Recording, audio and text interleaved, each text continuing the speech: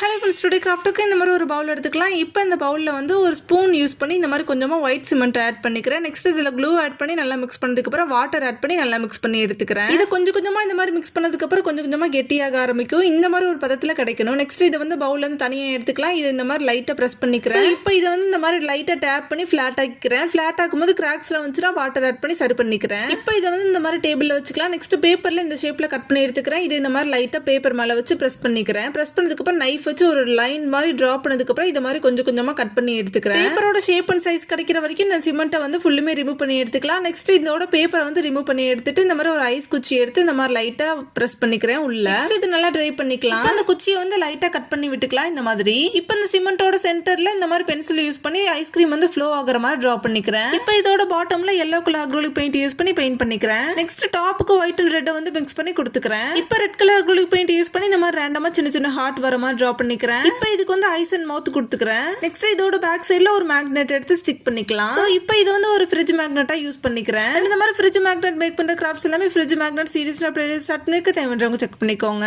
Thanks for வாட்சிங்.